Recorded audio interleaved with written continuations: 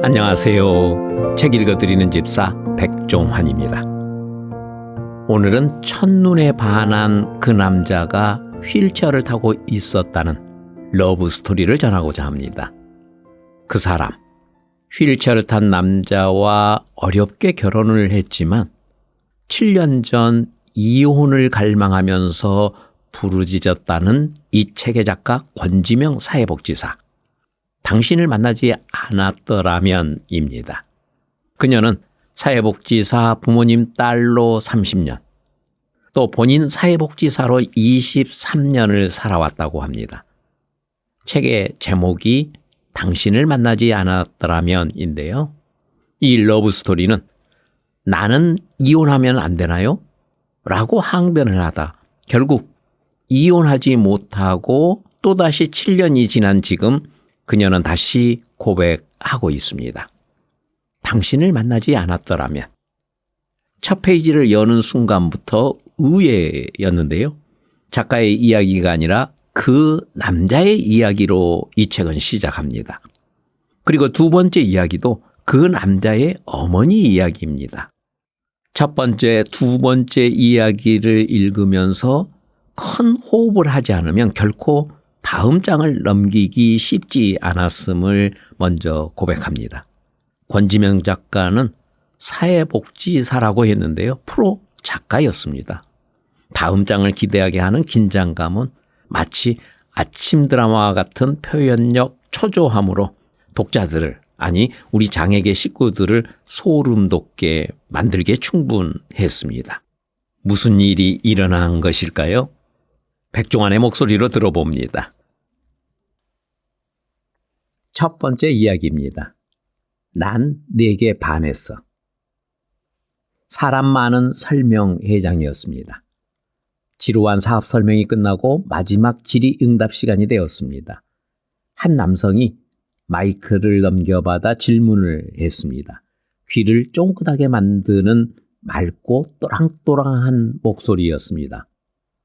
오, 목소리 좋은데?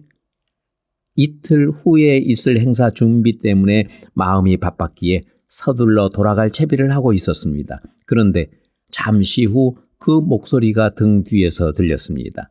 뒤돌아보니 뒷좌석에 사람들과 얘기를 나누고 있었습니다. 그 남자는 전동 휠체어를 타고 있었습니다. 깔끔한 정장 차림에 짧은 머리를 멋스럽게 올려 세운 그는 위아래로 훑어보는 나를 보며 왜 날 쳐다보지? 하는 듯 당황해하는 표정이었습니다. 그것이 그와의 첫 만남이었습니다. 오, 근사한데? 그렇지만 오늘은 바쁘니까 그냥 가야겠다. 이쪽 일을 하는 것 같으니 어디선가 곧 다시 만나게 되겠지? 혼자 속으로 말하며 아쉬운 마음을 접고는 짐을 챙겨 바삐 빠져나왔습니다. 이틀 후 그 남자가 내 눈앞에 다시 나타났습니다. 우리 재단에서 마련한 일본 근육장애인 초청 간담회가 막 시작되려던 참이었습니다.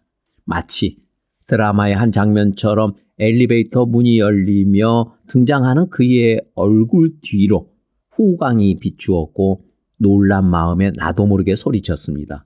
와, 나 당신 알아요. 그는 자신을 향해 비명을 지르는 나를 보며 화들짝 놀랐습니다. 아니, 저 아세요? 엊그제 장애인 재단 사업 설명회 왔었죠? 거기서 봤어요. 그날 급하게 자리를 뜬 것을 내내 후회했던지라 당황한 표정의 그에게 다짜고짜 명함부터 내놓으라고 했습니다. 대뜸 나이도 물었습니다. 4살이나 어렸습니다. 사는 곳을 물으니 강원도 인제라고 했습니다.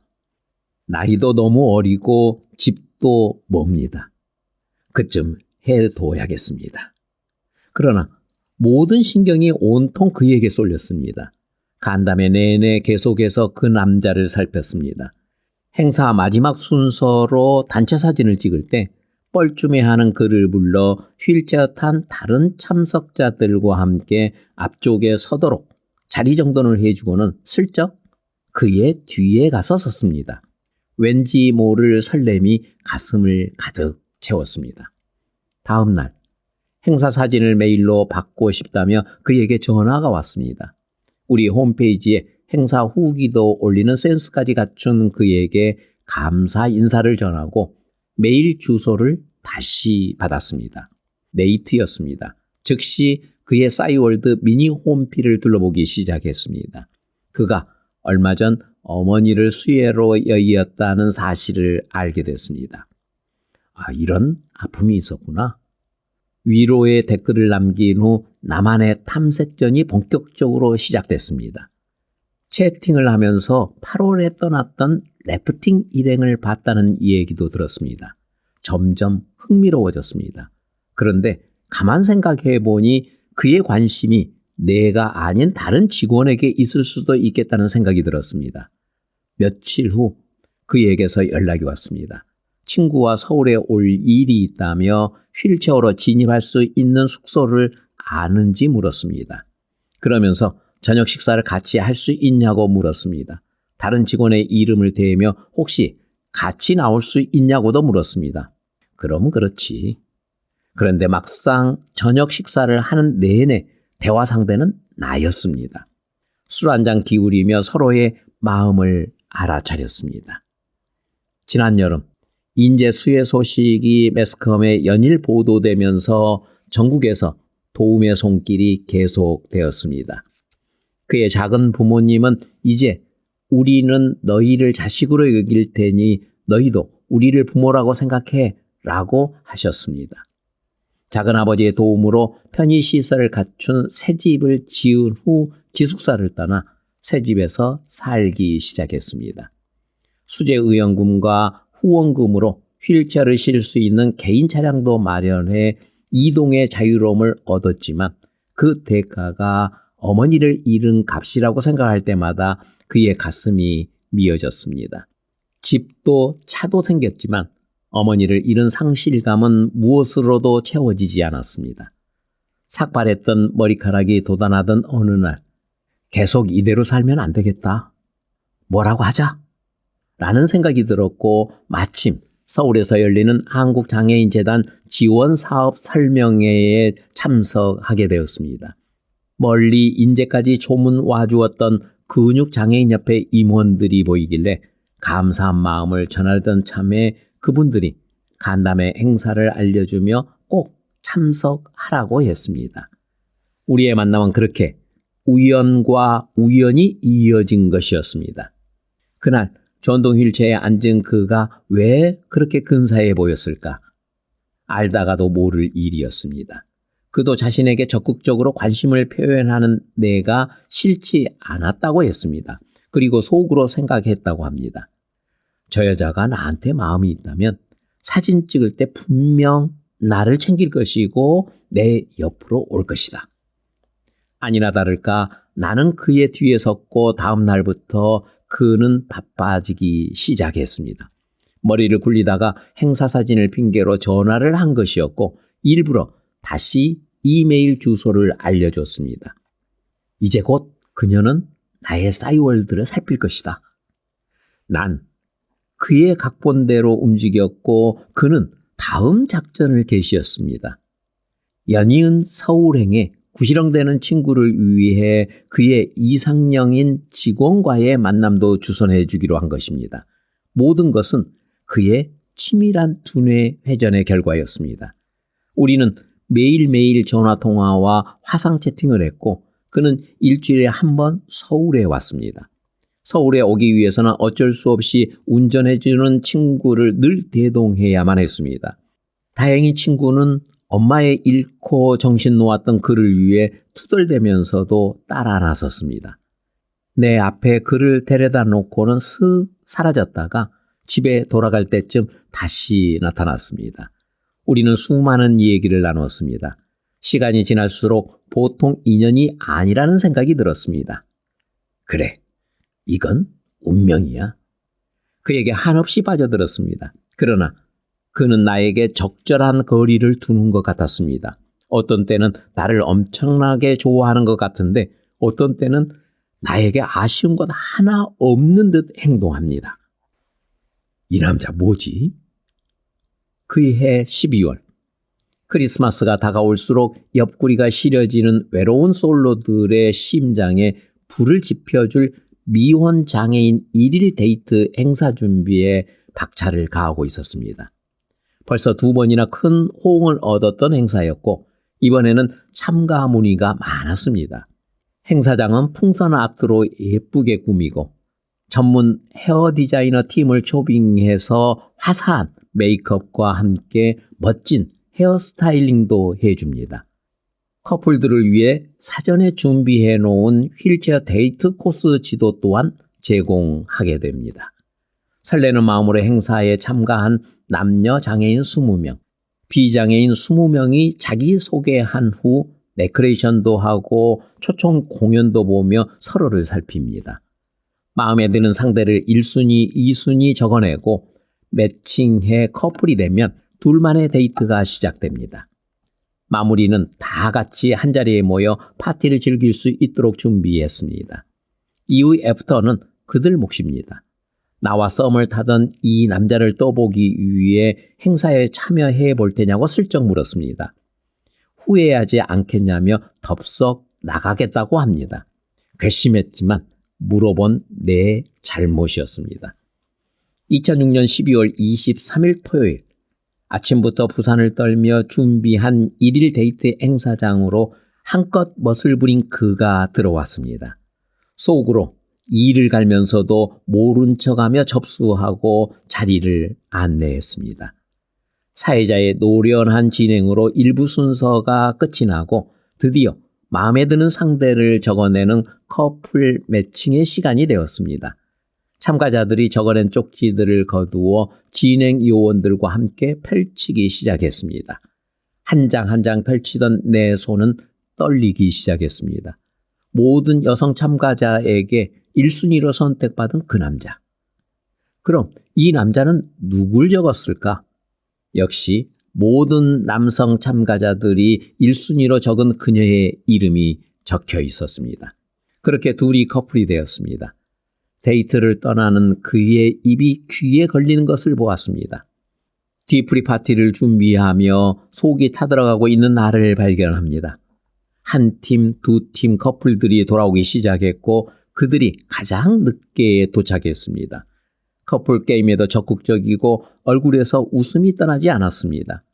저녁 식사를 하고 술자리가 이어지며 점점 파티 분위기가 무르익어갑니다. 그 시간 동안 그들 커플을 지켜보던 내 속도 하얗게 타버렸습니다. 행사가 끝날 무렵 살짝 나에게 와서 애프터 신청까지 받았다며 자랑하는 그를 보고서야 깨달았습니다. 내가 내 발등을 찍었구나. 이 남자가 내 눈에만 빛나 보이는 게 아니구나. 왈칵 눈물이 터졌습니다. 다른 여자 만나지 말라며 그 남자 앞에서 굴욕적으로 울어버리고 말았습니다. 알고 보니 그는 이 모든 상황을 예상했다고 합니다. 그제야 깨달았습니다. 이 남자 밀당의 고수다. 다음입니다. 내 딸이 장애인과 결혼하다니. 아빠 얼굴을 못 본 지 반년이 되어 가던 어느 날 아빠가 서울역이라며 만나자고 하셨습니다. 냉큼 달려가 카페에서 기다리시던 아빠 앞에 마주 앉았습니다. 아빠가 마지막으로 묻는다. 너 진짜 후회하지 않을 자신 있냐? 아니요. 저 자신 없는데요. 뭐라고? 아빠, 사람 마음은 어떻게 믿고 자시네요. 대신 저는 사람 안 믿고 하나님 믿을 테니까 염려하지 마세요. 아빠는 그동안 틈나는 대로 이 사람 저 사람한테 조언을 구했는데 하나같이 다들 말렸다고 합니다. 고생길 훤하니 절대 허락하지 말라고 하셨답니다. 그런데 단 한 사람 때문에 생각이 바뀌었다고 하셨습니다. 바로 우리 큰 외삼촌. 아빠의 인생 멘토이신 외삼촌께서는 눈을 감고 조용히 말씀하셨다고 합니다. 너희 가정에 오히려 큰 축복이야. 그 말씀이 아빠의 굳었던 마음을 녹였다고 하셨습니다. 그럼에도 불구하고 한 번 더 내 마음을 확인하고 싶으셨나 봅니다. 후회하지 않을 자신은 없지만 하나님을 믿고 결혼하겠다는 내 대답에 오히려 안심이 되셨나 봅니다. 그래, 그 사람이 너에게, 우리 가족에게 축복이 될 것이라고 믿는다. 아빠는 그렇게 이야기하시고 그제야 환한 미소로 손을 흔들며 떠나셨습니다. 그때의 벅찬 심정은 죽을 때까지 잊을 수가 없을 것입니다. 아빠께 결혼 승낙을 받았다는 소식에 우리를 응원하던 지인들 모두 안도하며 감격했습니다. 작은 부모님과 가족들의 기쁨은 말해 무엇 하겠습니까? 그러나 아빠는 마음 한구석이 여전히 불편하셨나 봅니다. 결혼식을 앞두고 상견례 장소로 향하는 길이었습니다. 남산 중턱에서 아빠가 갑자기 차를 세우라고 하시더니 차문을 꽝 닫고는 반대 방향으로 저벅저벅 걸어 내려가셨습니다. 엄마를 차에 두고 아빠를 따라 달려갔습니다. 아빠를 붙잡고 잘못했다며 울기 시작했습니다.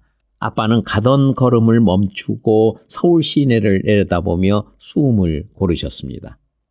신랑은 결혼식을 인제에서 하고 싶어 했습니다. 지난해 호우로 인해 아직도 슬픔에 잠겨 있는 고향 사람들에게 기쁘고 행복한 모습을 보여주면 작은 위로가 될 것 같았기 때문입니다. 난 그의 말에 공감했습니다. 그래서 아빠께 결혼식을 인제에서 하는 것이 어떠냐고 메일을 보냈었습니다. 내가 먼저 오빠들처럼 우리가 자란 평화의 마을 마당에서 꼭 결혼식을 하고 싶다고 했고, 이러한 답장을 받고서도 하필 상견례 가는 차 안에서 한 번 더 말씀드려 아빠의 심기를 건드린 것이었습니다. 우여곡절 끝에 상견례를 갖기로 한 음식점에 도착했습니다. 우리가 들어서자 새벽부터 먼 길 달려오신 작은 부모님이 웃는 얼굴로 정중히 맞이하셨습니다. 인사를 나누자마자 아빠의 첫 마디는 결혼식은 대전에서 했으면 좋겠습니다. 였습니다. 말이 끝나기도 전에 작은 아버지가 대답하셨습니다. 당연히 대전에서 해야죠. 굳어져 있던 아빠의 표정이 조금 풀리기 시작했습니다. 작은 어머니는 나를 축혀 세우며 입에 침이 마르도록 칭찬하셨고, 작은 아버지와 아빠는 이런저런 살아온 얘기들을 나누셨습니다. 특히 농사 짓는 이야기를 하면서부터 아빠의 눈이 반짝이기 시작했습니다. 나중에 인제 내려오셔서 함께 농사를 지으셔도 좋지 않겠냐는 말씀에 무장해제된 듯 했습니다. 아빠는 약간의 공터만 있어도 거기에 뭔가를 심는 걸 좋아하셨고, 알고 보니 반년간의 잠수 기간에도 근처의 땅을 무료로 얻어 고구마 농사를 지으셨더랍니다. 농사 이야기로 그렇게 훈훈하게 상견례를 마쳤습니다. 아빠는 사람들에게 나를 우리 집 고명딸이라고 소개하셨습니다. 아들 많은 집의 외동딸이 고명딸인데 아들 둘밖에 없으면서도 그렇게 하셨습니다. 작은 부모님은 그 고명딸을 귀히 여겨주셨습니다. 부모 잃고 몸 불편한 장조카를 평생 곁에 두고 보살피려 했던 두 분 앞에 나타난 나를 정말 귀하게 대해주셨습니다. 작은 부모님 덕분에 고명딸과 장조카의 결혼식 준비는 물 흐르듯 순조롭게 진행됐습니다. 사랑하는 벗에게, 천하의 대가을에 사랑하는 벗의 가정과 일터의 은총이 가득 내리시기를 기원합니다. 이번엔 지난 1년 동안 맺힌 가정사 이야기를 드립니다. 우리 가족은 긴 숙녀의 기간을 모두 가슴을 앓으며 한 해를 보내고 이 가을에 드디어 결혼 예식을 올리고자 합니다. 일생을 수행자같이 살아낼 영적인 힘이 내게 있느냐라는 안타까움에서 이제는 맑은 영혼을 가진 신랑감과 늘 거침없이 당당하던 딸이 많이도 흘린 눈물을 지켜보며 아직도 마음은 편치 않지만 내일을 기약할 수 없는 불치의 병보다 마음, 영혼의 병이 더 무서움을, 그리고 두 사람이 세상의 편견과 어둠의 장애의 벽을 뛰어넘고 허물어가며 새로운 희망의 싹을 키워나가리란 믿음을 갖게 되었습니다. 주말의 교통난과 여러 행사들의 중복을 피하여 그리고 오시기 어려운 분들의 못 오실 핑곗거리도 드릴 겸 딸의 생일인 10월 31일 수요일 평일 낮 12시 30분에 소박한 예식, 소박한 밥상으로 잔치를 베풀고자 합니다. 일생을 수행자같이 살다니, 세상에 힘겨운 벽을 허물다니, 그렇게까지 결심하지 않았는데 수행자같이 살 이유도 새로운 세상을 엮어갈 힘도 나에게 없는데 아빠에게 나의 결혼이 이런 의미구나. 청첩장 문구를 보며 깨달았습니다. 아빠의 메일을 받고 못 오는 분들은 애석한 마음을 담아 답장을 주셨고 온갖 찬사와 함께 꼭 참석하겠다며 회신을 주신 분이 100여 명이 되었습니다. 멀리 인제 신랑 측에서는 버스 한 대로 오기로 했습니다. 그래서 신부 측 300명, 신랑 측 100명으로 예상했고 나름 넉넉하게 잔치 음식을 500인분 준비했습니다. 평일이니까 그 정도로 충분할 줄 알았는데 평일인데도 예상 인원의 몇 배가 되는 하객이 오셨습니다. 앉은 분들보다 서 있는 분들이 더 많았고 잔치집 음식이 순식간에 동이 나버려 배를 골고 가신 분이 더 많았습니다. 참으로 죄송하고 민망한 결혼식이 되어버렸습니다. 다음은 구정물입니다. 어떻게 아이를 둘이나 낳았어요? 혹시 유전되지 않을까 걱정은 안 했어요? 근육장애인 부모님들에게 가장 많이 받는 질문입니다. 그때마다 답변이 궁색해집니다. 그놈의 술 때문에 혹은 그냥 아이가 생겨서 라고 웃으며 대충 얼머부립니다. 큰아이가 5살이던 해 남편은 한국희귀질환재단의 지원으로 2006년에 받은 검사보다 더 정밀한 유전자 검사를 받게 되었습니다. 이번에도 이상 염색체가 발견되지 않았습니다. 남편은 돌연변이일 확률이 높다고 했습니다. 그러나 향후 더 발전된 검사를 받게 되면 그때 발견될 수도 있다는 얘기도 같이 들었습니다. 최신 의학 정보에 따르면 수많은 근육병 종류 중에 목의 유전인 경우는 많지 않다고 합니다. 오랜 세월 잘못 알려진 정보로 인해 수많은 어머니가 죄인처럼 살았던 것입니다. 남편의 어머님처럼요. 큰아이는 초등학교 저학년 때 너무 작고 말라서 친구들에게 괴롭힘을 당했었습니다.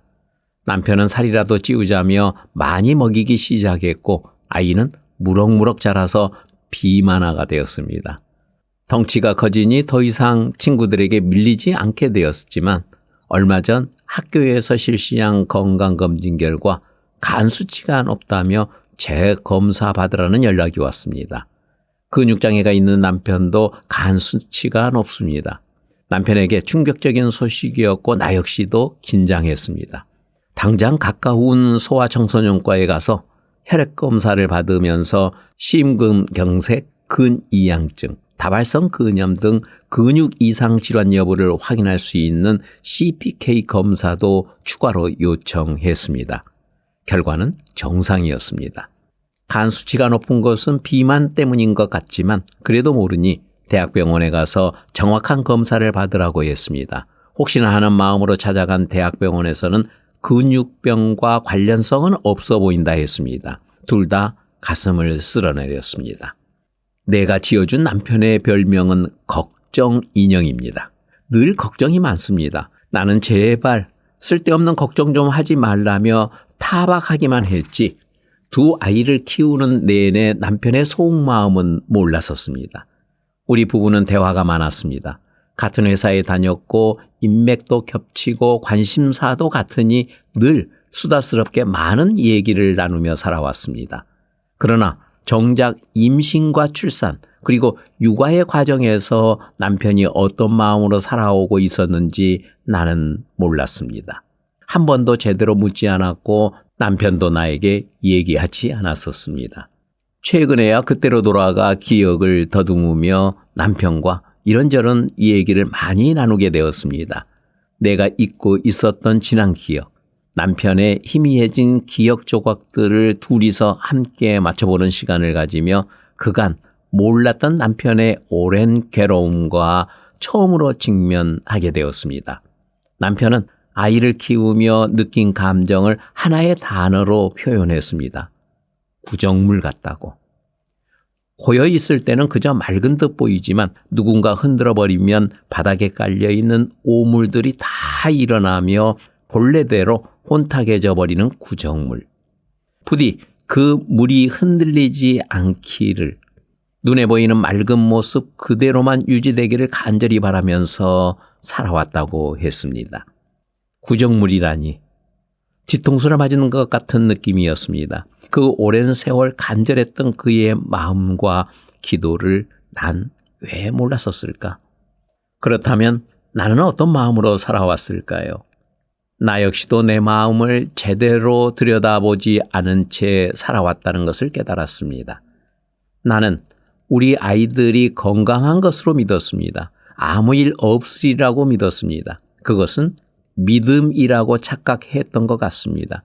생각해보니 그것은 믿음이 아니라 끝없는 회피였음을 알게 되었습니다. 내가 선택한 인생인데 혹시나 잘못될까봐, 후회할까봐, 불행할까봐 마음 깊은 곳에서는 늘 두려우면서도 겉으로는 아무렇지 않는 척하며 회피하며 살아왔었습니다. 장애가 있는 남편과 결혼하면서 모든 불행은 나를 비껴가리라 생각했습니다. 그래야만 했습니다. 돌이켜보니 실은 나 역시도 구정물이 흔들리지 않기를, 근육장애가 남편으로 끝나기를, 우리 아이들은 제발 아니기를, 아직 세상에 없는 아이들의 아이들까지도 미리 걱정하며 오늘도 간절한 마음으로 주문을 외우고 있었던 것입니다. 나만의 시간. 살아오면서 이렇게도 간절히 혼자이길 원한 적이 있었던가? 어려서부터 늘 사람 많은 환경에서 자랐기에 혼자 있는 것이 어색했습니다. 곁에 누군가 있어야 편안했습니다. 몇 차례나 전학을 다니면서 나의 첫 번째 과제는 친구를 사귀는 것이었습니다. 시설에 살면서도, 고등학교에 가서도, 대학에 가서도, 직장 생활을 하면서도 나는 늘 관계지향적인 사람이었습니다. 모든 사람과 좋은 관계를 맺고 싶었고 그 관계를 유지하기 위해 무던히 노력하고 애써 만든 좋은 관계가 흔들릴 때 세상을 다 잃은 듯 혼란을 느끼던 나였습니다. 그런 내가 두 아이의 엄마가 된 후부터는 줄곧 혼자만의 시간을 갈망하게 되었습니다. 혼자 편안하게 밥을 먹고 싶었고 혼자 카페에 앉아 책을 읽고 싶었습니다. 아무도 없는 곳에서 온종일 잠을 자보고도 싶었습니다. 그저 혼자가 되고 싶었습니다. 새벽마다 남편 몸을 돌려주고 아침에 남편 준비를 마친 후 아이들을 어린이집 데려다주고 출근해서 온종일 일하고 퇴근해서 애들 밥을 먹이고 치우고 놀아주고 씻기고 남편이 오면 저녁 수발을 들고 나서 애들을 재우는 반복된 일상. 주말에는 교회도 가야 하고 친정 엄마를 쉬게 해드리기 위해 아이들을 데리고 어디라도 외출을 해야만 했습니다. 남들이 부러워하는 친정 엄마 찬스를 매일 쓰는 호강의 겨운 삶을 살면서도 나는 나의 일상이 버거워졌습니다. 어떻게 하면 조금 더 잘까? 조금 더 쉴까만을 고민했습니다. 게으르고 이기적인 모습을 스스로에게 발견하며 한없는 우울감과 죄책감에 빠져들었습니다. 날마다 이 현실에서 도망치는 꿈을 꾸었습니다. 그때 나의 가장 큰 소원은 아이들과 남편의 취침 준비를 마무리해놓고 홀가분하게 혼자 심야 영화를 보러 가는 것이었습니다. 아이들 눈높이의 애니메이션, 남편이 좋아하는 헐리우드 영화가 아닌 내 취향의 한국 영화를 보며 육아 퇴근을 만끽할 수 있는 나만의 시간을 갖고 싶었습니다. 그러나 남편도 엄마도 그런 나를 이해하지 못했습니다. 왜 위험한 밤중에 아기 엄마가 혼자서 굳이 영화를 보러 가냐는 것이었습니다. 집에서 차로 10분 거리 극장에 가서 주차장에 차를 세우고 들어가 딱 2시간일 뿐인데, 매일도 아니고 매주도 아닌데 그 몇 번 되지 않는 나만의 시간을 갖기 위해 매번 투쟁해야 했습니다. 아이들이 늦게 잠드는 날은 상황을 살피다 지쳐 그냥 포기하는 날도 있었고, 오기를 부려 끝까지 우겨서 나간 날은 내내 불편한 마음으로 영화를 관람했습니다. 돌아오는 길이 너무도 허무하고 서글펐습니다. 지금 생각해보면 그깟 영화 한 편 보는 게 뭐라고 그랬을까 싶지만 그때의 나에게는 꽤 간절했습니다. 그런 나의 마음을 몰라주는, 짧은 시간조차 흔쾌히 내어주지 않는 남편에 대한 원망이 차곡차곡 쌓여갔습니다. 결혼 후 남편과 떨어져 본 적이 없었습니다. 아이가 생긴 후로는 더욱더 그랬습니다.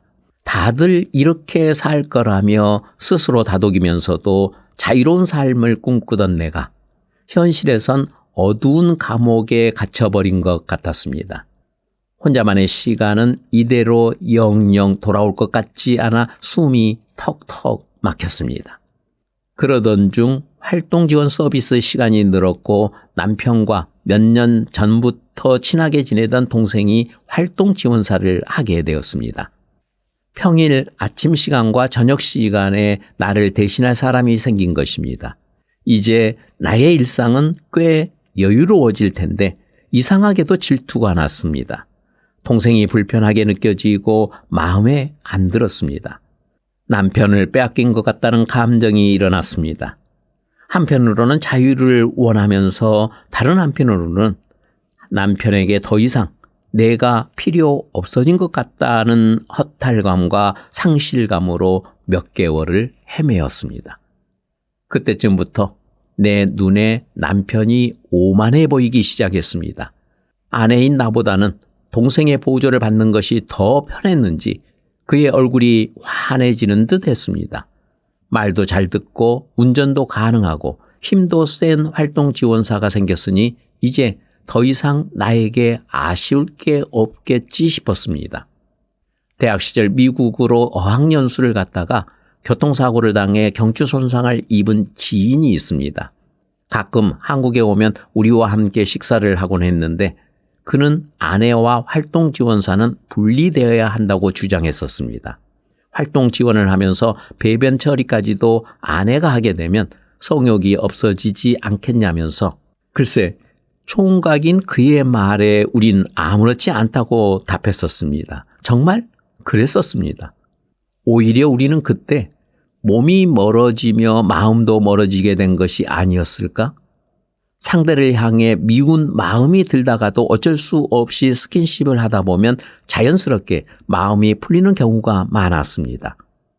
터지기 일보 직전인 여드름을 짜준다거나 코끝에 남아있는 콧물이나 눈곱을 닦아주다 보면 나도 모르게 스르르 화가 풀리는 것입니다. 사소한 부딪힘과 소소한 화해의 시간들이 줄어들면서 애증과 함께 애정까지 식어버렸는지 모르겠습니다. 어쨌든 그때도 온전히 해방되지는 못했습니다. 주말은 여전히 나의 담당이었고 공백이 생기는 시간은 내가 다 메꿔야 했습니다. 게다가 왜 하필 활동 지원사 출근 전이나 퇴근 후에 벼랑간 화장실이 급해지는 건지 내게 SOS를 외치는 타이밍이 참 얄궂었습니다. 밴쿠버 신혼여행 때 함께했던 친구가 몇 년 만에 한국에 놀러 왔습니다. 이제 활동 지원사도 있으니 미리 엄마와 남편의 동의를 구해 결혼 이후 처음으로 2박 3일 여행을 떠나기로 했습니다. 오랜만에 자유를 만끽할 생각에 들떴습니다. 하지만 떠나는 날, 당시 6살, 4살이던 아이들이 골목까지 쫓아오며 가지 말라고 매달리는 것을 어렵게 떼놓고 갔더니만 단단히 비친 건지 영상통화를 할 때 쳐다보지도 않고 여행을 마치고 돌아간 후에도 엄마가 아닌 할머니랑 자겠다고 해서 큰 충격을 받았습니다. 고작 3일이었는데도 엄마에게 버림받은 느낌이었던 것일까? 그 후로는 어딜 가든 꼭 아이들을 데리고 다녔습니다. 그렇게 나만의 시간은 언제나 순위권 밖으로 밀려나 있었습니다. 나는 이혼하면 안 되나요? 이혼하자. 그래, 이혼해. 어느 날 밤 싸움 끝에 입으로 내뱉어 버렸습니다. 이제 주워 담을 수 없게 되었습니다. 그날부터 맹렬한 전쟁이 시작되었습니다. 남편은 아이를 자기가 키우겠다고 했습니다. 말도 안 되는 소리였습니다. 합의 이혼은 안 되겠으니 소송으로 가야 했습니다. 남편도 나도 이혼 상담을 받고 와서 소송에 대비하기 시작했습니다. 그 과정에서 우리는 온갖 비열함과 치졸함을 드러냈습니다. 서로 몰래 증거를 수집했습니다. 귀책 사유를 만들기 위해 상대방에게 흠집을 낼 수 있는 거라면 뭐든 가릴 것이 없었습니다. 기세등등한 남편을 보면서 어이가 없었습니다. 나 자신과의 마음속 문답도 시작되었습니다. 진짜 이혼할 거야? 애들 생각은 안 해? 친정 엄마랑 같이 잘 키우면 되지. 남편이 키우겠다고 하면? 그러니까 소송에서 이겨야지. 법은 내 편일 거야. 그럼 부모님과 친정 식구들에겐 어떻게 말할 거야?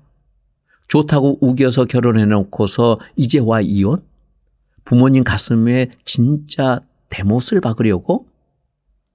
널 좋게만 보고 항상 응원해주던 사람들한테 이혼했다고 얘기할 자신은 있고? 넌 쓰레기 취급을 받을 거야. 욕먹으며 살게 되겠지.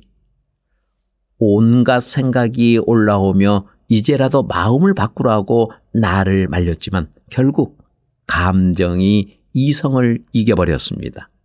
나는 꼭 이혼에 성공하고 싶었습니다. 일단 친정 식구들을 설득해야 했습니다. 결혼 승낙을 받을 때처럼 엄마께 먼저 말씀드렸습니다. 엄마는 어떻게 네가 이혼할 생각을 할 수 있냐며 펄쩍 뛰셨습니다. 아이들이 받을 상처를 생각해 보라고. 또 정서방 혼자서 어떻게 사냐고 말도 안 되는 소리 하지 말라며 일축해 버리셨습니다. 한 지붕 아래 살면서도 엄마께는 항상 괜찮은 척했습니다. 엄마가 속상해하는 것을 싫어서 부부싸움을 해도 엄마께 제대로 말씀드리지 않았습니다. 그런 내가 처음으로 그간 쌓아두었던 묵은 감정들을 쏟아내며 서러운 눈물을 펑펑 쏟아냈을 것만 엄마는 같은 말을 반복할 뿐이었습니다. 7년이나 함께 살았던 사이를 생각하면 안쓰러워 이혼은 절대 안 될 일이었습니다. 아빠라도 설득하기로 했습니다. 아빠께 남편을 천하에 없는 나쁜 놈으로 만들고 도저히 힘들어서 더 이상 같이 살 수가 없다고 말씀을 드렸습니다. 아빠는 내 이야기를 들으며 사유에 대해 적잖이 실망하셨지만 그래도 이혼만은 안 된다고 하셨습니다. 결혼 승낙을 받을 때처럼 이혼 승낙을 받은 것도 호락호락하지 않았습니다. 그래도 결국 팔은 안으로 굽을 거라는 마음에 끝까지 밀어붙일 생각이었습니다. 우리는 이혼이 정당해지도록 주변 사람들을 설득해야 했습니다. 그동안 우리를 축복하던 사람들에게 오죽하면 이혼했겠냐라는 심적 동의를 구해야 했습니다.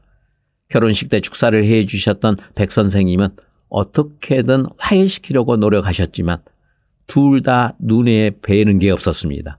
나는 나대로, 저는 저대로 인맥 사슬을 만들어 갔습니다. 그때 첫째는 7살, 둘째는 5살이었습니다. 남편과 마주하고 싶지 않아 주말마다 친구 집으로 아이들을 데리고 가서 잤습니다. 내 집보다 더 편하게 느껴졌습니다.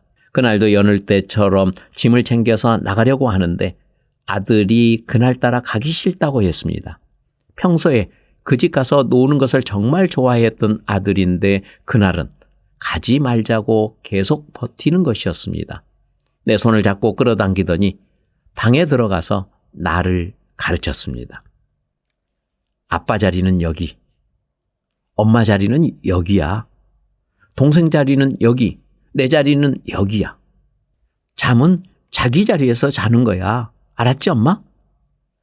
마치 어린이집 선생님이 아이들에게 하듯 온몸으로 잠자는 위치를 짚어주며 반복해서 말해주는 것이었습니다. 이게 무슨 소리지? 얘가 왜 이런 얘기를 하는 거지? 뜬금없는 자리 타령의 순간 멍해졌습니다. 남편이 그렇게 시켰나 보네. 화가 치밀어 올랐습니다. 아빠가 시켰어? 엄마 따라서 어디 가면 안 된다고 했어? 아이는 아니라고 했지만 난 믿지 않았습니다. 변호사가 그렇게 조언해 줬나 보네. 당장 엄마 방으로 달려가 사위의 행태를 고하며 울부짖었습니다.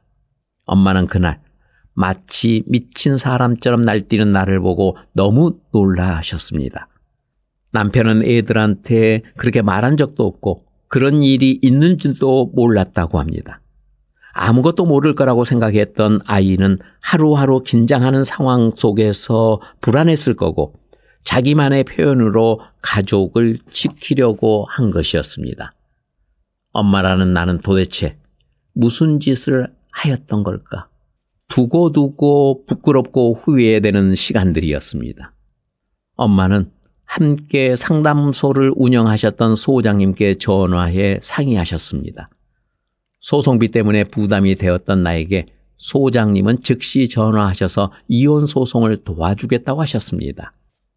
다만 법적인 이혼만 하는 것은 진짜 이혼이 아니다. 마음의 이혼을 해야 이혼 후에도 진정으로 행복해질 수 있다라고 하시며 가족 세우기 프로그램에 한 번만 오라고 하셨습니다.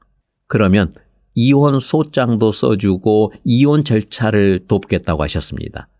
그렇게 이혼을 잘 해내기 위해 참여한 가족 세우기 프로그램에서 반전이 시작되었습니다.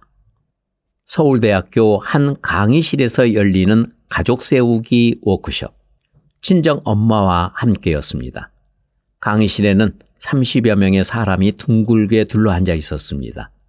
나도 그들도 서로 모르는 사이입니다. 우리 모두는 섹션 참가자이면서 대역의 역할을 합니다. 한 사람이 의뢰인 자리에 앉으면 시작됩니다. 의뢰인은 한 가지 주제, 해결하고 싶은 문제를 진행자에게 짧게 얘기합니다. 진행자는 느낌에 따라 참가자들을 의뢰인, 가족의 대역으로 불러냅니다. 그 후부터는 각 대역이 느낌에 따라 움직입니다. 누구의 대역인지 알려주기도 하지만 대부분은 모르는 상태에서 그저 느낍니다. 울고 싶은 마음이 느껴지면 울고, 화가 나면 화내는 것입니다. 무의식적인 흐름에 따라 자기도 모르게 행동하게 되는 것입니다. 내 순서가 되었습니다. 나의 주제는 이혼하고 싶어였습니다. 진행자는 나의 대역과 남편 대역을 세웁니다. 진짜 나는 그들을 지켜봅니다. 나의 대역이 남편 대역을 계속 밀어냅니다. 남편 대역은 밀리지 않으려고 안간힘을 씁니다. 그러다가 나의 대역이 주저앉아 통곡하기 시작합니다. 진행자는 남편 대역을 내보내고 친정 부모 대역을 세웁니다. 나의 원가족입니다. 나의 진짜 엄마는 사람들 틈에 앉아서 자신의 대역을 지켜보고 있습니다. 나의 대역은 통곡을 멈추지 않습니다. 그런 나의 대역을 엄마 대역은 그저 같은 자리에 서서 바라보기만 하고 있습니다. 그러나 나를 바라보는 표정에서 나는 엄마의 마음을 읽어낼 수 있었습니다. 나를 너무나 사랑하고 안타까워하는 그 마음이 나에게 전해졌습니다. 아빠 대역은 나의 대역에게 이리로 오라는 듯 계속 손짓을 합니다. 아빠의 애타는 마음과 사랑이 느껴졌습니다. 진행자는 나의 대역과 나를 마주 세웁니다. 나의 대역과 나는 서로의 눈을 마주보며 하염없이 울기 시작합니다. 서로 토닥거려주고 꼭 안아줍니다. 차츰 마음이 편안해집니다. 또 엄마 대역과 아빠 대역과 나를 세웁니다. 셋이서 얼싸 안습니다. 너무나 포근하고 감사한 마음이 솟구쳤습니다. 진행자는 다시 남편 대역을 내 앞에 세웠습니다. 그 순간 마치 뒤에서 강한 바람이 불어오는 것처럼 느껴졌고 나도 모르게 남편 쪽으로 한 발짝 다가섰습니다. 그런데 마음에서 더 이상의 거리는 부담스럽게 느껴져 바람을 느끼면서도 버티고 섰습니다. 그런데도 남편 대역의 표정은 한결 편안해졌습니다. 제3자가 되어 나를 지켜보며 느낄 수 있었습니다. 엄마가 날 얼마나 사랑하고 지지하는 존재인지, 아빠가 날 얼마나 사랑하고 이끌어주는 존재인지, 내 속에 가득 찼던 원망과 슬픔이 사라진 느낌이었습니다. 그래서인지 남편 대역을 봐도 화가 나지 않았습니다. 모든 일정이 다 끝나고 소장님과 얘기를 나누었습니다. 느낀 점을 말씀드렸습니다. 소장님은 남편도 한 번만 참가시키라고 하셨습니다. 이혼 얘기는 그런 다음에 하자고. 한결 평안해진 마음으로 엄마와 함께 집에 돌아와 남편에게 찬찬히 이야기를 전해줬습니다. 다음 주에 남편도 참가하기로 했습니다. 이제 행복한 이혼을 할 수 있을 것 같았습니다. 법적인 이혼도 마음의 이혼도. 이혼할 수 없는 이유. 이혼해야겠다고 가족과 사람들에게 얘기하며 그 이유를 1000개쯤은 나열할 수 있었습니다. 7년간의 결혼 생활에서 겪은 일들을 하나씩 열거하다 보면 다들 내 편을 들어주었습니다. 그래, 할 만큼 했네. 많이 힘들었겠다. 네 남편은 너한테 감사하면서 살아야 하는 거 아니야? 그러면서도 다들 조금 더 생각해 보라는 분위기였지만 그땐 내가 듣고 싶은 소리만 들렸습니다. 이혼이라는 틀 안에 스스로를 가두고 철저히 고립시키고 있었습니다. 이혼하기 위해 참가했던 가족 세우기는 고립되어 있던 내 마음에 조그만 틈을 내주었습니다. 깨진 달걀처럼 틈 사이로 여러 가지 생각들이 비집고 들어오기 시작했습니다. 가족 세우기를 통해 원가족 관계가 확실히 정립되며 마음이 편해졌습니다. 나를 자신의 엄마처럼 대해왔다며 미안하다고 하는 남편의 고백을 들으며 안쓰럽다는 생각이 들기 시작했습니다. 늘 당당하던 그가 저 자세로 바뀌는 것을 보며 조금씩 나의 마음이 약해지는 것을 느꼈습니다. 그런데 그동안 내가 저지른 일들이 자꾸 내 앞을 가로막는 것이었습니다. 여기저기 이혼을 하겠다며 큰소리 쳐놓고선 이제와 이혼하지 않겠다고 한다는 게 부끄럽게만 느껴졌습니다. 바보 같은 생각으로 스스로와 싸우며 계속해서 시간만 끌고 있었습니다. 어느 날 남편이 한 번만 함께 교회에 가서 목사님과 얘기를 나누자고 했습니다. 난 딱 한 번만이라며 따라 나섰습니다. 주일 예배가 끝나고 조용한 오후 교회에 들어섰습니다. 오는 내내 괜히 왔다는 후회가 밀려왔지만 되돌아갈 수도 없는 노릇이었습니다. 목사님은 상담실에서 기다리고 계셨습니다. 행여 꾸중하실까 싶었는데 목사님은 잘 왔다고 하시며 그저 성경을 펼치셨습니다. 성경 몇 곳을 찾아서 조용한 목소리로 읽어주실 분이었습니다. 그런데 목사님이 읽어주시는 말씀 하나하나가 내 귀에 들려오기 시작했습니다. 회개할 때에 1만 달란트 빚진 자 하나를 데려오매 그 종의 주인이 불쌍히 여겨 놓아보내며 그 빚을 탕감하여 주었더니 그 종이 나가서 제게 100데나리온 빚진 동관 하나를 만나 붙들어 목을 잡고 가로되 빚을 갚으라 하매 이 말씀을 듣는데 갑자기 정신이 번쩍 들었습니다. 10,000달란트 빚진 자를 불쌍히 여겨 주인이 탕감해 주었는데 그것을 잊고 100데나리온 빚진 동관에게 빚을 갚으라 하는구나. 그때 나는 이혼할 수 없는 이유를 알게 되었습니다. 내 지나온 인생이 파노라처럼 스쳐갔습니다.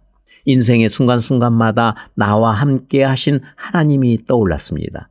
내가 힘들 때마다, 위기가 있을 때마다 나를 지키신 변치 않는 그 사랑. 생명부지의 남편과 우연히 만나 사랑을 하게 되고 생명으로 연결된 아이들을 나 함께 키워온 귀한 시간들. 우리가 함께한 수많은 장면이 눈앞에 펼쳐졌습니다. 은혜 아니면 누릴 수 없는 감사한 삶이었습니다. 나는 그런 은혜를 누렸으면서 큰 사랑을 받았으면서 10,000달란트나 탕감을 받았으면서도 그것을 잊고 남편이 고마운 줄 모른다고 겨우 100데나리온을 갚으라며 남편을 짓밟아 왔음을 깨닫게 되었습니다. 이혼하기 위해 내가 온갖 악행을 일삼는 동안 남편은 마음을 돌이켜 하나님만 의지하고 있었습니다. 결국 하나님이 내 마음도 송두리째 무너뜨리고 새로이 돌이키게 하셨습니다. 내가 힘든 것은 남편 때문이 아니라 나 때문이었음을, 남편이 당연히 나에게 감사해야 하고 나를 위해주며 살아야 한다고 여겼다는 것을 알게 되었습니다. 난 그런 인간이었습니다. 감사할 줄 모르고 변해버린 건 바로 나였습니다. 그러면서 피해자인 양 행세를 했던 것이었습니다. 장애가 있는 사람과 결혼했다는 이유로 주변의 찬사와 격려를 받다 보니 스스로 착각 속에 빠져 정말 착한 여자인 듯, 수행자인 듯 사람들을 속이고 나를 꾸미며 살아온 모습이 떠올랐습니다. 이스라엘아, 너를 조종하신 자가 이제 말씀하시느니라. 너는 두려워 말라. 내가 너를 구속하였고 내가 너를 지명하여 불렀나니 너는 내 것이라. 네가 물 가운데로 지날 때에 내가 함께할 것이라. 강을 건널 때에 물이 너를 침몰치 못할 것이며 네가 불 가운데로 행할 때도 타지도 아니할 것이요 불꽃이 너를 사리지도 못하리니 내가 너를 보배롭고 존귀하게 여기고 너를 사랑하였은즉. 어린 시절부터 늘 마음속에 품었던 내 인생을 이끌어온 말씀이었습니다. 하나님은 여전히 너는 내 것이라고 말씀하셨고 너는 보배롭고 존귀하게 여기고 사랑하신다고 하셨습니다. 한동안 잊고 살았던 그 말씀이 생각나며 그 큰 사랑을 다시금 깨달은 그날 경고했던 내 마음의 성이 부서져 내렸습니다. 내 마음에 감사와 사랑이 들어오자 마음 가득 채우고 있던 자존심, 미움, 원망, 오기, 부끄러움이 길을 펴지 못하게 되었습니다. 사랑은 모든 것을 이깁니다. 그날 밤 남편에게 용서를 빌었습니다. 단순한 화해가 아니었습니다. 남편이 내게 너무도 큰 존재라는 것을 깨닫게 되었습니다. 하루하루 죽고 싶었던 전쟁터 속에서 남편은 견디고 기다렸습니다. 그런 남편이 대단하고 존경스러웠습니다. 나를 기다려준 것이 정말 고마웠습니다. 남편과 화해의 시간을 가진 후 부모님께 이혼을 하지 않겠다고 말씀드리니 눈물을 흘리며 기뻐하셨습니다.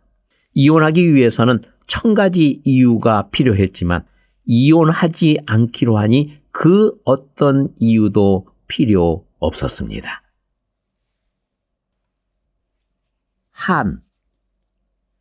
장애인 당사자의 가장 큰 적은 사회복지 종사자 그리고 가족이라고 합니다.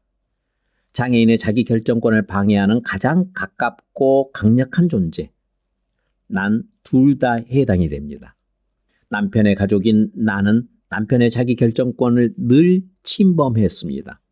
남편의 생활 방식에 있어서 활동 지원사를 선택할 때, 보조기기를 선택할 때 늘 당당하게도 내 입장을 어필했었습니다. 장애인 복지기관에서 일하며 많은 장애인을 겪으면서 나는 장애에 대해서 잘 안다고 자부했습니다. 장애 유형에 따라 나이, 생활 환경, 성격, 현재 상태에 따라 어떻게 보조하는 게 좋은지 몸으로 익혔습니다. 그리고 자원봉사자와 신규 직원에게 장애인 인식 개선 교육을 했습니다. 그러나 그들의 한에 대해서는 깊이 생각해 본 적이 없었습니다. 그래서 그들에게 상처를 주었을 테고 가장 많은 상처를 받은 사람은 가장 가까이에 있는 내 남편이었습니다. 단체 여행으로 떠난 통영에서 운명의 시를 만났습니다. 박경리 작가의 한, 통영시 장애인 복지관 현관에 시가 걸려 있었습니다. 한, 육신의 아픈 기억은 쉽게 지워지나 그러나 마음의 상처는 덧나기 일쑤이다. 떠났다가도 돌아와서 깊은 밤 나를 쳐다보곤 한다. 나를 쳐다볼 뿐 아니라 때론 슬프게 흐느끼고 때론 분노로 떨게 하고 절망을 안겨주기도 한다. 육신의 아픔은 감각이지만 마음의 상처는 삶의 본질과 다 있기 때문일까? 그것을 한이라 하는가? 남편이 늘 말하던 그 한입니다. 남편은 나에게 죽을 때까지 자신의 한을 모를 것이라고 했었습니다. 그는 시 앞에서 한참 동안 떠나지 못하고 있었습니다. 나도 옆에서 함께 있다가 우리는 마주 보았습니다. 한 구절 한 구절이 내 가슴을 찔렀습니다. 고백하건대 남편과 살아오면서 종종 이런 생각이 들 때가 있습니다. 피곤함에 지쳐 아이 기저귀를 갈아줄 때면 남편이 나 대신 기저귀를 갈아주면 좋겠다라고. 장거리 운전에 졸음이 올 때면 남편이 나 대신 운전해주면 좋겠다라고. 작은 키로 낑낑대며 형광등을 갈 때면 남편이 해줬으면 좋겠다라고. 신체 건강한 누군가의 남편이 부러울 때가 있었습니다. 남편과 이혼하지 않기로 한 후 어느 날인가 팔짱을 끼고 우리 옆을 지나가는 부부를 보았습니다. 갑자기 남편이 걸을 수 있다면 얼마나 좋을까라는 생각이 들었습니다.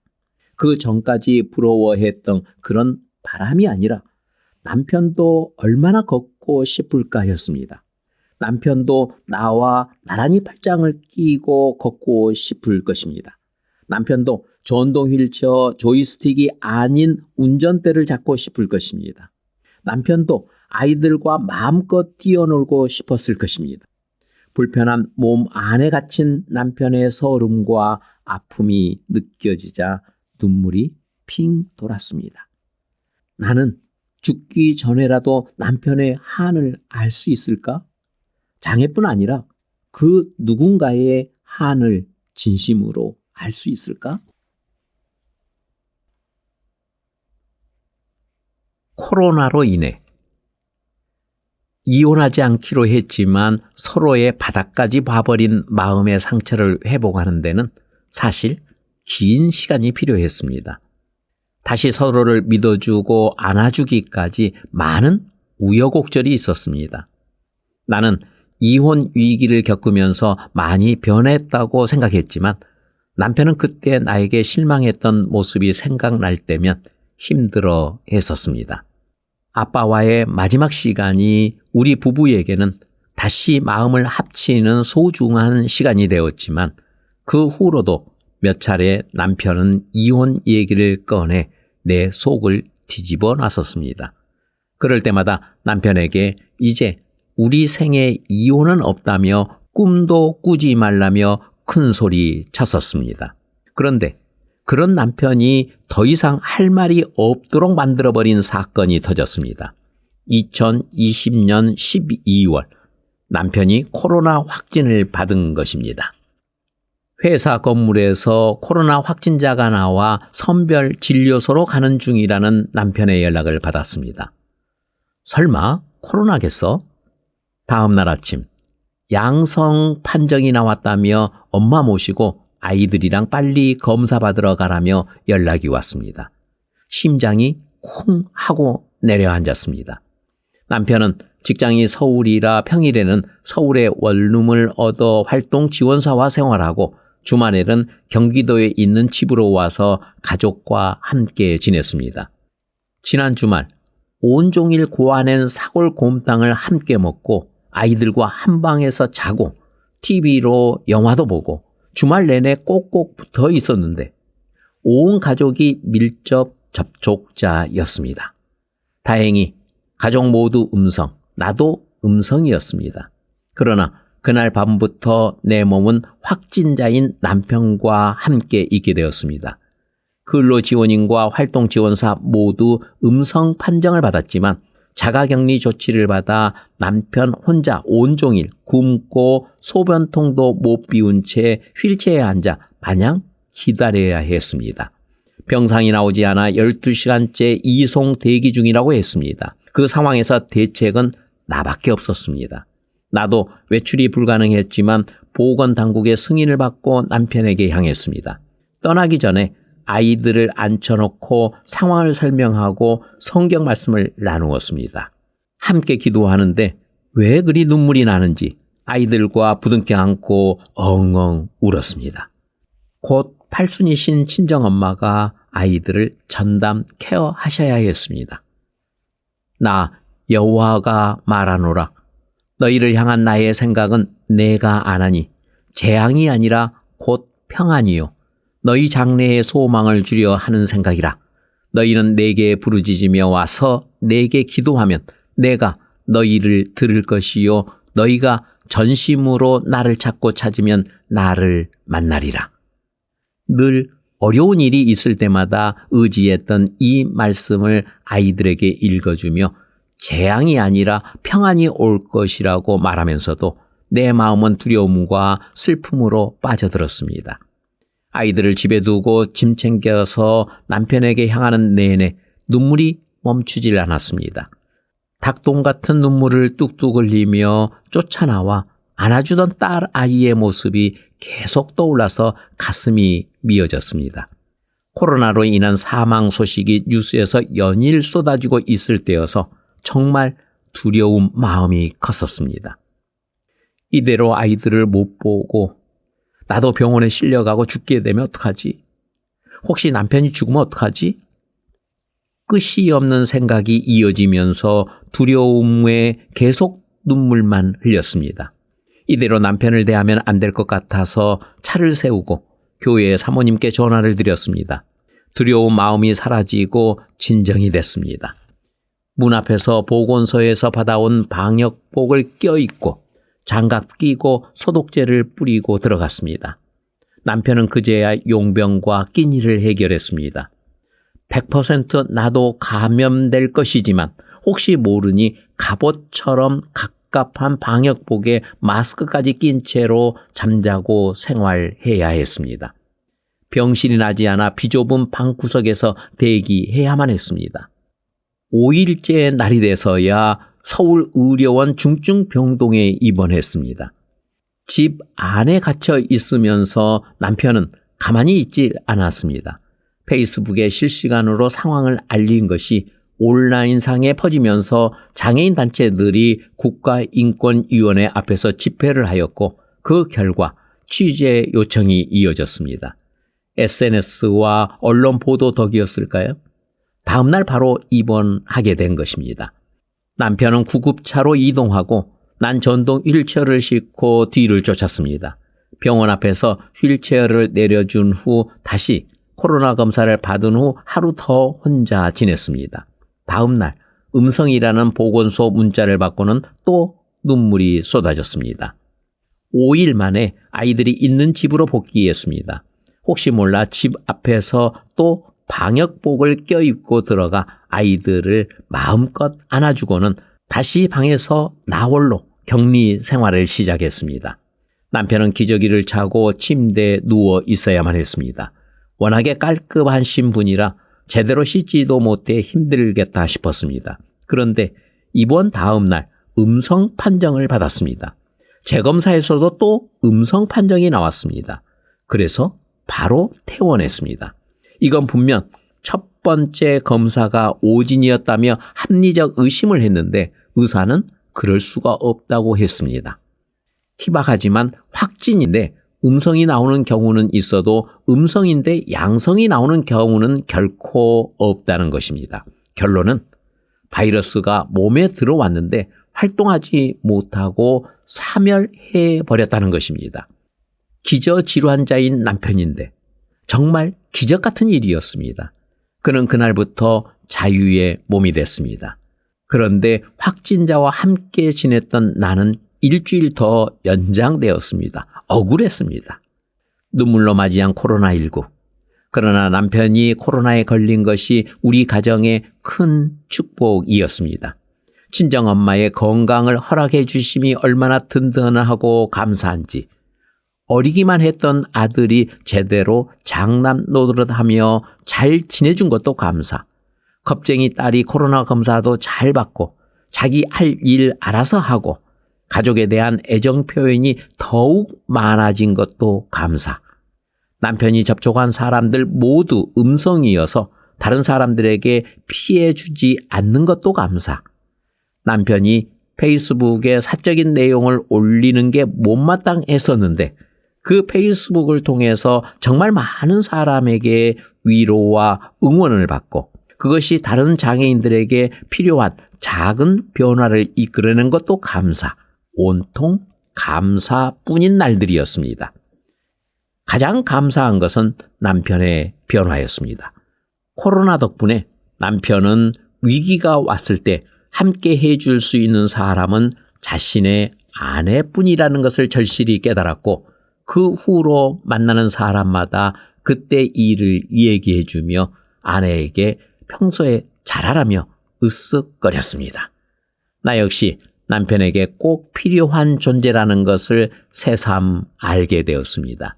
이후 남편의 입에서 이혼하자는 말이 쏙 들어갔습니다. 당신을 만나지 않았더라면 누구에게 고마운 사람이 되고 싶었습니다. 남을 도와주는 착한 사람이 되고 싶었습니다. 사회복지사로 사시는 부모님의 삶을 보면서 자연스럽게 나도 그래야 한다고 생각한 것 같습니다. 그래서 사회복지사가 됐고 지금의 남편과 결혼도 했나 봅니다. 그런데 고마운 사람이 되기는커녕 나는 남편을 비롯한 많은 장애인에게 상처를 입히며 살아왔습니다. 한버재단에서 장애인 수기 공모전 주제를 장애가 고마워라고 정하자는 의견이 나왔을 때 남편은 노발대발했었습니다. 장애인인 것이 고맙다는 뜻이 아니라 장애가 있지만 그럼에도 인생을 살아가다 보면 고마운 순간들도 있고 그것을 아름다운 글로 표현할 수 있을 거라는 의도라고 설명했지만 남편은 말도 안 되는 소리라고 일축했습니다. 그리고 증명하겠다고 하더니 페이스북에 그 내용을 올렸습니다. 1시간도 채 되지 않아 그 글에는 장애인들의 성난 댓글로 도배가 되었습니다. 남편과 같은 반응이었습니다. 당장 주제를 바꾸었습니다. 그러면서도 마음속으로는 계속 의문이 들었습니다. 고맙다는 말을 왜 용납하지 못하는 것일까? 휠체어를 타면서도 너무나 당당한 남편에게 반해 결혼했습니다. 장애를 극복하고 훌륭한 삶을 살 사람이라고 믿었습니다. 오랜 세월 동안 언론에서는 장애인 중에서 재능이 부각되는 사람들을 장애를 극복한 영웅으로 소개했습니다.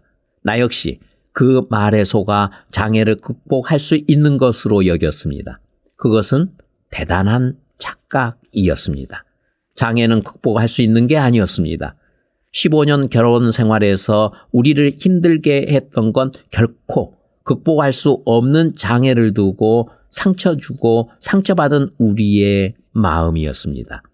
남편의 꿈은 장애를 극복하는 것이 아니라 그저 보통 사람으로 살아가는 것이었습니다. 그러나 남편에게 이 보통의 삶은 참으로 어려운 일이었습니다. 진행성 근육장애로 언제 죽을지 몰라 불안한 하루하루를 살았습니다. 학창시절 이상한 걸음을 걷는 모습을 누군가는 흉내내며 조롱했고 누군가는 그 흉내를 보며 재밌다고 웃었습니다. 몸을 마음대로 움직일 수 없게 되면서 남의 도움을 받으며 살게 되니 기분 나쁜 일이 있어도 참아야 했고 차별받아도 큰소리치지 못했습니다. 장애인이니까 저러지 그 소리만큼은 결코 듣고 싶지 않았습니다. 마음에 드는 이성 앞에서 늘 작아졌고 결혼은 불가능할 것이라 여기며 살게 됐습니다. 남들처럼 평범한 직장인이 되고 싶지만 기회는 평등하지 않았습니다. 화장실에 가고 싶어도, 밥을 먹고 싶어도, 씻고 싶어도, 자고 싶어도 늘 누군가의 도움을 받아야 하는 그에게 하루하루 불안과 불평과 불평등을 감내하면서 살아야 하는 그에게 보통의 삶이란 것이 가능한 것일까? 우리의 결혼 생활은 시작부터 출발점이 달랐습니다.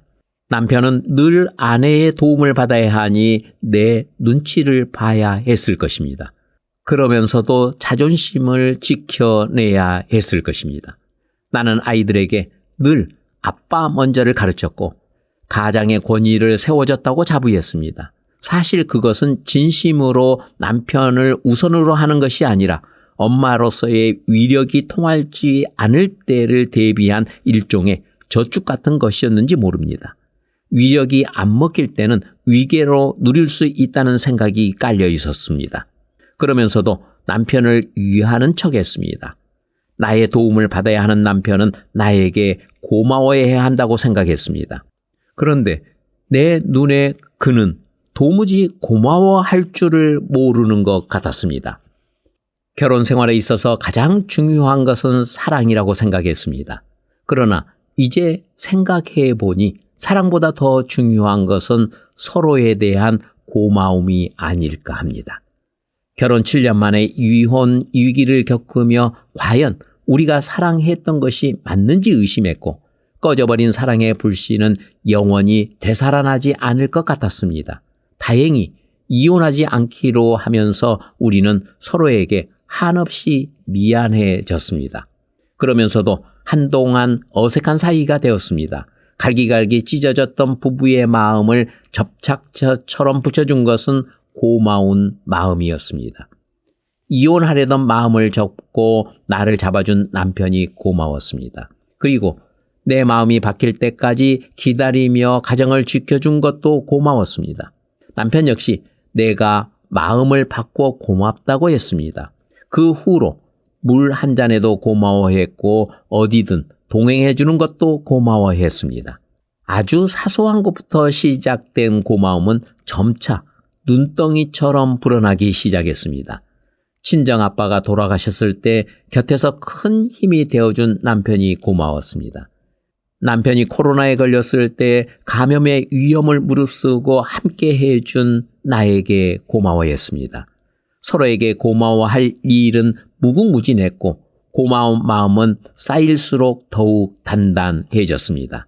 장애 때문이 아닌 서로의 존재 자체가 고마운 것이었습니다. 나에겐 오래된 고질병이 있었습니다. 원인을 모른 침샘염입니다. 조그만 피곤해도 침샘이 막혀버려 침샘 부위가 부어오릅니다. 대학병원 여러 곳을 가보았지만 원인을 알 수 없었습니다. 침샘에 돌이 생긴 타석증도 아니었고 자가면역 기능 검사도 정상이었습니다.